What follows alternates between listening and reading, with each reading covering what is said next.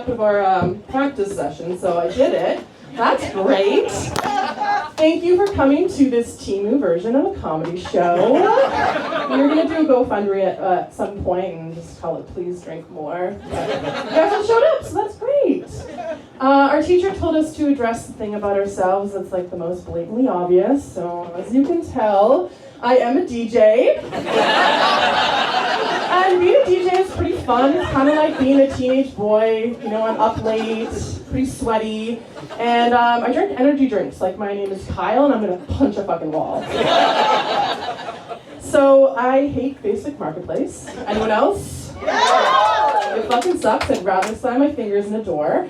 I was selling recently just a piece of marble and a light bulb, like a lamp. That's what it's fucking called, a lamp. And someone reached out.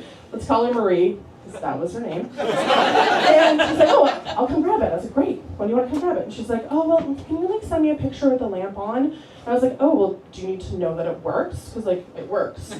She's like, no, I just like want to see how much light it radiates. And I was like, okay, bitch. It depends on the light bulb and not the lamp. She's like, well, can I just like see it? She's like, doesn't it come with the light bulb in the picture? I was like, oh my God. Yes, it does, but you can just buy a different light bulb if you want it to be brighter. So anyways, I send her this picture of the lamp while it's on. And then she gets back to me the next day and she's like, I'm gonna pass. I was so pissed. I was like, you just edged me for an entire day and I sent you lamp nudes. Speaking of edging, being a lesbian is really fun. Thank you. You can make scissoring jokes. You can build anything with IKEA, an IKEA manual. And you get to see your ex at literally every single event you go to. That was for the queers in the audience. Half of you are like, I don't fucking know. And there's an event over Pride it's called Chicas. It's at Sheraton Wall Center. It's so fucking expensive. It's $80 to get in. And like you think, okay, like what does $80 get you? Like a drink or food? No, it just gives you the opportunity to like be around other lesbians. Like, have you ever paid $80 for the opportunity to be around lesbians? No, you don't. You go to Home Depot for free. I do feel kind of bad for my straight friends, because like to me, being with a man is kind of like heating up your food in a microwave. You know? Like it never quite warms up enough. It always focuses on the edges when you really need it in the middle. And if you don't put plastic on it, it will explode. So, I was going through a breakup a while ago. So picture this, I was 35, heartbroken, living with my parents in White Rock. Yeah, and White Rock's not like bad. It has like really good fish and chips. It has the longest pier in Canada. And it's a perfect place to be if you like eating your dinner at 4 p.m. Everyone is so old that I was like starting to wonder if the reason I couldn't afford a house was because I liked avocado toast. So, yeah. Basically, my friend back in Vancouver, he invited me for a walk and he was like, oh, like, let's take a weed gummy. And I was like, oh, cool, like, I do weed, like, yeah, at night when I'm ready to go to sleep.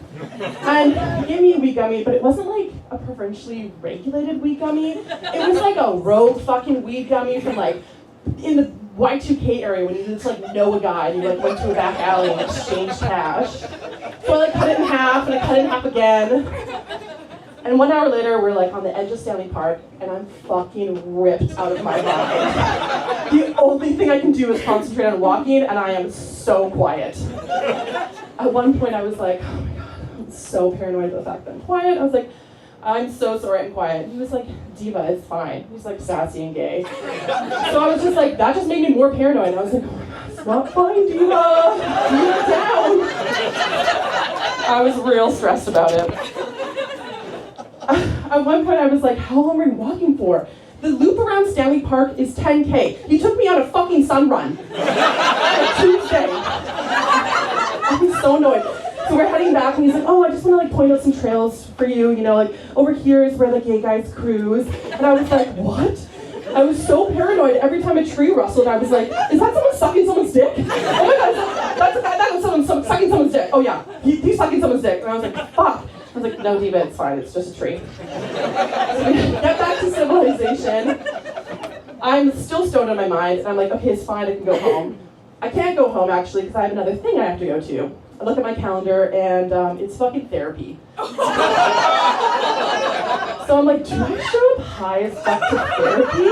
Like, it's not even allowed? Like, I feel like people go to therapy for what I'm experiencing. Like, my friend drugged me and dragged me around the park.